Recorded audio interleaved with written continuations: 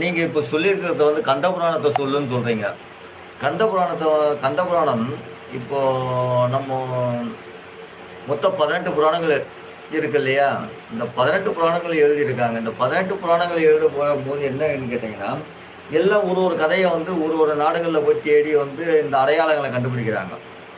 அப்போ அடையாளங்கள் கண்டுபிடிக்கும் பொழுது, அனைத்து இடத்துலயும் வந்து பார்த்தீங்கன்னா வந்து முருகனோட அடையாளங்கள் தான் வந்து சொல்லப்படுகிறது. எந்த நகரத்துல, எந்த ஒரு நாட்ல போய் கேட்டாலும் முருகனோட அந்த அடையாளங்கள் தான் வந்துட்டு சொல்லப்பட்டிருக்கு.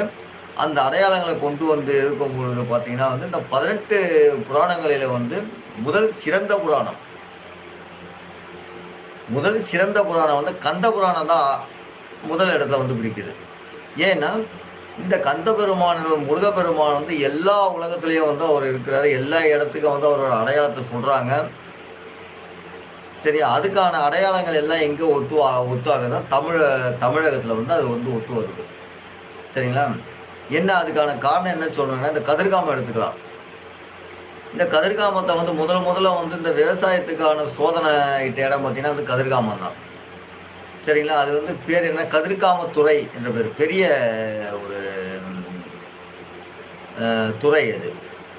சரிங்களா? அந்த இடத்த முதல்ல சோதனையிட்ட இடம் வந்து அந்த கதிர்காமம் தான். சரிங்களா? அதெல்லாம் முதல்ல வந்து திணை, நெ நெல், கனி இதெல்லாம் முதல்ல வந்து கண்டுபிடிச்சு, சாரமிட்டு, அத வந்து ஜெயம் கண்ட இடம் வந்து கதிர்காமம். பிறகு அங்கேருந்து என்ன பண்றான்னு கேட்டீங்கன்னா வந்துட்டு, தென்னாட்டுலேருந்து அப்படியே வந்துட்டு இந்த ஆஸ்திரேலியா, இந்த மாரி போன்ற நாடுகள்லாம் வந்துட்டு போயிட்டு, அதுக்கான விதைகள வந்து குடுத்து, மக்களுக்கு வந்துட்டு அத விதைக்க சொல்லி, அத வந்து ஜெயம் கண்ட இடம் தான் வந்துட்டு முதல் அடிப்படை வந்து கதிர்காமம் தான். நாம இன்னைக்கு வந்து நெல் பயிர், அரிசி, திணை இதெல்லாம் சாப்பிடுறோம்னா, அதுக்கு காரணம் வந்து என்னன்னா, முருக கடவுள் தான். சரிங்களா? அவர் வழியா தான் நம்ம வந்து அகத்தியர் வந்துட்டு எல்லாருக்கும் அது குடுத்து, எல்லாமே அத ஜெயம் கண்டு, உலகம் முழுவதும் கொண்டு போயி, இந்த விவசாயத்த வந்துட்டு தழைக்க செய்றாங்க. கனி, நம்ம இன்னைக்கு சொல்லுவோம் இல்லையா? பஞ்சாமிர்தம். இந்த பஞ்சாமிர்தம் வந்து நம்ம எதுக்காக நம்ம படைக்கிறோம்னா, பஞ்சாமிர்தம் அந்த பழத்துக்கு விதை குடுத்தவர் முருகர். சரிங்களா? இத வந்து ஜெயம் கண்ட இடம் வந்து தென்னாடு. கதிர்காமம். இப்போ நாம நினைச்சுட்டு இருக்கு, இப்போ கடல்லாம் வந்து எப்போ தோன்றுச்சுன்னு கேட்டீங்கன்னா வந்து முருகன் காலத்துக்கு அப்புறம், போருக்கு அப்புறம் தான் வந்து கடலே தோண்டியிருக்கு.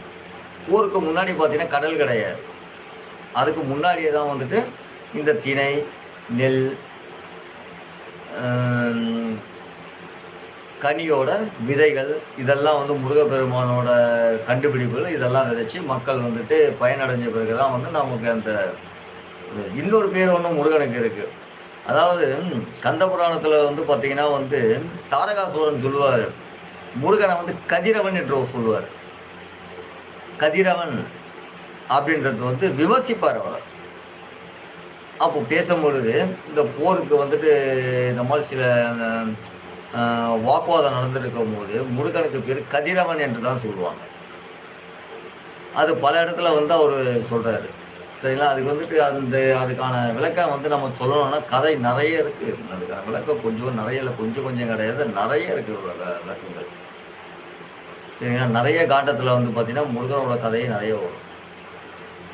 இதை புராணங்கள் என்ன பண்றாங்கன்னா பிரிக்கிறாங்க. பிரிச்சு தனித்தனியா வந்து கொண்டு போறாங்க. சூழ்நிலைக்கு தகுந்த மாதிரி,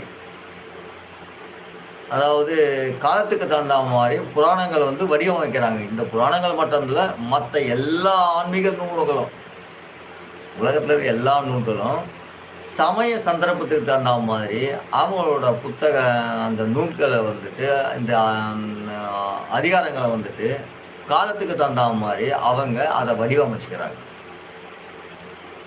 இது நிறைய சொல்லலாம். உங்களுக்கு வந்து ரொம்ப சுருக்கமா சொல்லியிருக்கேன். ஏன்னா இந்த கதைக்கான விளக்கம் வந்து பார்த்தீங்கன்னா, ஒரு இடத்துல ஒரு நூல்ல இப்படி இருக்கும். ஏன்னா கதையை கொண்டு போகணும், மக்கள் மனதில கொண்டு போய் சேர்க்கணுன்றதுக்காக வந்து கந்த புராணத்துல வந்து பார்த்தீங்கன்னா வந்துட்டு ஒரு வரலாறு வந்து கொண்டு வந்து குடுத்துருக்காங்க. இந்த பழமன்ற வரலாறு பார்த்தீங்கன்னா வந்து முருகப்பெருமானோட வரலாற்றை நாம எடுக்கணும்னா, இன்னும் கொஞ்சம் பதிவு போகட்டும். நான் உங்களுக்கு அதுக்கான விளக்கம் சொல்றேன். ஏன்னா வந்து ஆரம்பத்தில வந்து உங்களுக்கு சொல்லும்பொழுது நெறைய பேருக்கு சில குழப்பங்கள்லாம் நெறைய இருக்கும். என்ன கந்த புராணத்தில ஒரு விதமா இருக்கு, இங்க ஒரு விதமான ஒரு கருத்துக்கள் வருதுன்ட்டு. ஏன்னா அந்த கருத்துக்கள் எல்லாம் பார்த்தீங்கன்னா, சங்க இலக்கியத்தில வந்து நெறைய குடுத்துருக்காங்க. சரியா? அதனால வேண்டி நெறைய இருக்கு. முருகனுக்கும், சிவனுக்கும் உள்ள தொடர்பு, இதெல்லாம் நெறைய இருக்கு.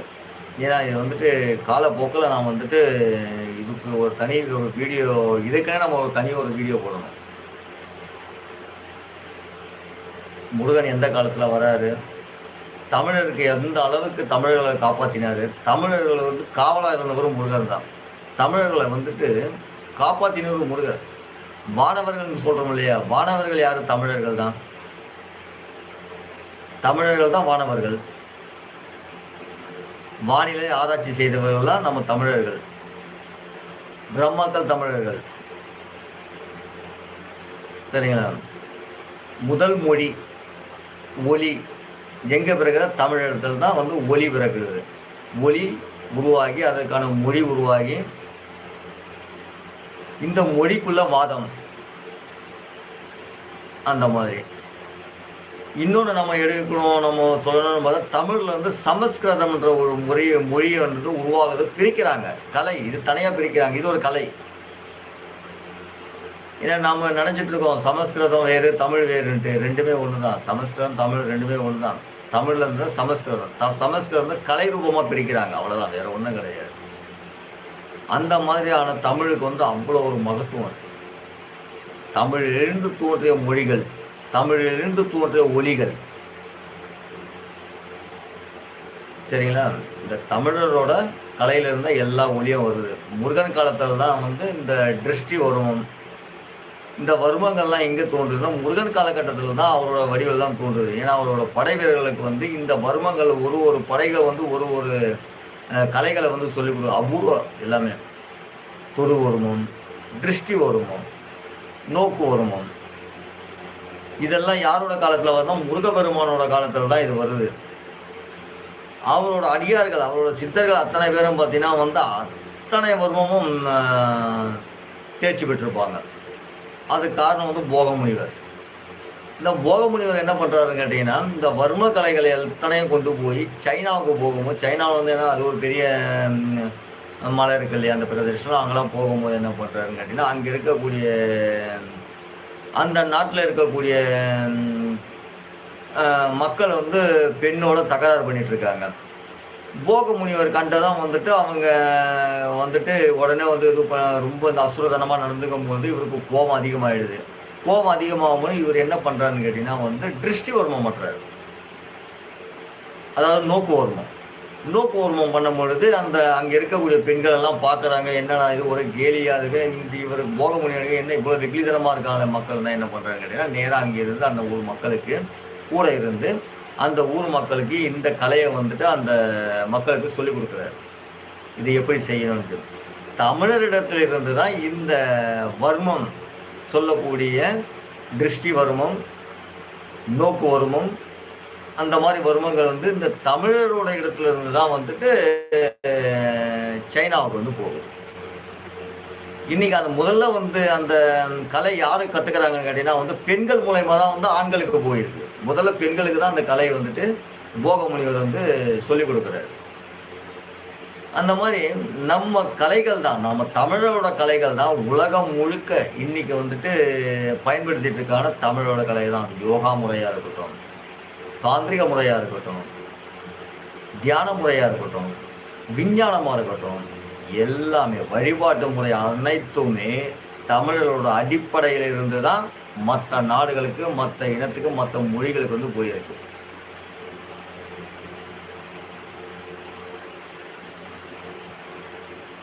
வாங்க வாங்க ஆனந்தன் வாங்க.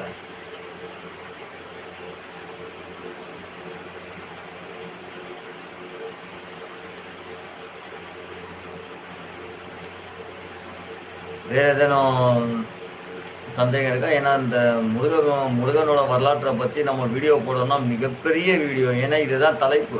ஏன்னா இந்த மத்த புராணங்கள வந்து வடிவமைக்கும் பொழுதே பார்த்தீங்கன்னா, கந்த புராணத்த வந்து தலையாக வைத்து தான் வந்து மத்த புராணங்கள வந்து எழுதுறாங்க. சரிங்களா? காரணம் என்னன்னு கேட்டீங்கன்னா, இன்னைக்கு ராமாயணமா இருக்கட்டும், மகாபாரதமா இருக்கட்டும், அதுல வந்து பார்த்தீங்கன்னா, கந்த புராணம் வந்து சொல்லி தான் ஒரு போருக்கே வந்து தயாராகுறாங்க. இப்போ ராமருக்கு வந்து விஸ்வாமித்திரர் வந்து கந்த புராணத்த சொல்றாரு. அதுக்கு பிறகு தான் அவரு போருக்கு கிளம்புறாரு. சரிங்களா? போருக்கு புறப்படுறாரு.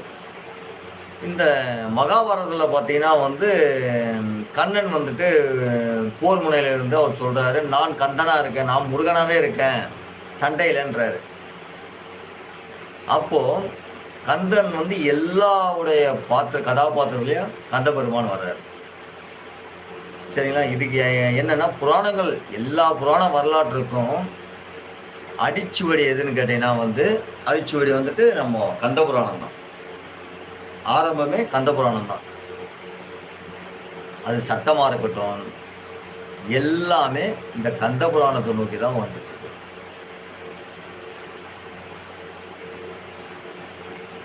ஏன்னா, நம்ம சில நல்லிணக்கத்துக்காக சில உடைய வரலாற்றை வந்து நாம விட்டு கொடுக்க வேண்டிய சூழ்நிலை இருக்கு. ஏன்னா, நெறைய கோயில்கள்லாம் பார்த்தீங்கன்னா வந்துட்டு மாத்தி வச்சிருக்காங்க. சரிங்களா? இதுக்கெல்லாம் நான் என்ன காரணம் கேட்டீங்கன்னா, ஒரு நல்லிணக்கம் வேணுன்றதுக்காக நாம அத விட்டு குடுத்து போயிட்டுருக்கோம். அவ்வளவுதான். ஏன்னா கந்த புராணத்துல பார்த்தீங்கன்னா, நம்ம கந்த புராணத்த எடுத்துக்கணும்னு பார்த்தீங்கன்னாலும், ஆ கால சூழ்நிலைக்கு ஏற்ப அது எழுதப்பட்டிருந்தாலும் கூட, இப்பொழுது கால சூழ்நிலைக்கு தகுந்த மாரி அப்பப்போ வந்துட்டு, அ நிலைமைக்கு தகுந்த மாரி வடிவமைச்சுப்பாங்க புராணங்கள. அப்படி எழுதப்பட்டிருக்கும்போது கந்தன் வந்துட்டு கந்த புராணத்துல முருகன் வந்து அ திருப்பதி. திருப்பதி என்பது வந்து என்னன்னு கேட்டீங்கன்னா வந்து ஜோதி. சரிங்களா? திருப்பதி என்று தான் குறிப்பிடப்பட்டிருக்கு கந்த புராணத்துல. இன்னைக்கு வந்துட்டு நெறைய பேரெல்லாம் வந்து வச்சிருக்காங்க. அ அதாவது நாம அந்த சில வார்த்தைகள வந்து நம்ம சொல்ல வேண்டாம். ஏன்னா எல்லாருக்கும் நம்பிக்கை இருக்கு. அந்த நம்பிக்கை வந்து நாம வந்து எப்போதும் வந்து சொல்லக்கூடாது. ஏன்னா அவங்க நம்பிக்கை. சரிங்களா? இதுல வந்து கந்த புராணத்துல முருகப்பெருமான் திருப்பதி வந்தடைந்தார் அப்படின்னு தான் இருக்கும். திருப்பதி என்பது இப்ப நம்ம சொல்லக்கூடிய வந்து பாருங்க, நம்ம திருவண்ணாமலை சொல்றோம், திருச்செந்தூர் சொல்றோம், திருப்பரங்குன்றம் சொல்றோம். சரியா? திருத்தணிகை சொல்றோம். அந்த மாதிரி திருப்பதி வந்தடைந்தால் கந்த புராணத்துல இருக்கும். சரிங்களா? அந்த மாரி நெறைய உடைய இதுவெல்லாம் இருக்கு. நம்ம வந்து சில விஷயங்கள வந்து நாம அ நல்லிணக்கத்தோட இது வந்து அனுசரிச்சுட்டு, அத நம்ம வணங்கிட்டு, நம்ம மதிக்கணும். நம்ம அத பின்பற்றணும். அவ்வளோதான். வேற ஏதாவது கேள்வி இருக்கா? ஏன்னா நம்ம முருகன பத்தின வீடியோ வந்து நெறைய போடலாம். ஏன்னா நெறைய இருக்கு. அவர பத்தி சொல்லிக்கிட்டே இருக்கலாம். அந்த அளவுக்கு இருக்கு. நான் சுருக்கமா சொல்லியிருக்கேன். ரொம்ப ஷார்ட்டா சுருக்கமா சொல்லியிருக்கேன். ஏன்னா நீளமா நம்ம சொல்லணும்னு கேட்டீங்கன்னா, ரொம்ப ஆர்வமா இருக்கும். முருகன் எப்படி வந்தாரு? எதுக்காக வந்து கதிர்காமம் போனாரு? கதிர்காமம் போகக்கூடிய நிலை என்ன நடந்தது? எத உணர்த்த வந்து இந்த திணை போன்ற நெல், இந்த கனி, இந்த கனிக்கு விதை இதெல்லாம் எப்படி குடுக்குறாரு? இந்த மக்களுக்கு அதுக்கான கேள்விகள் என்ன கேட்டாங்க? அப்படின்றது வந்து நம்ம வருகின்ற பதிவுல நான் வந்துட்டு இந்த முழு வீடியோ வந்துட்டு இந்த முருகன பத்தின வரலாற்று வீடியோல வந்து நம்ம போடலாம்.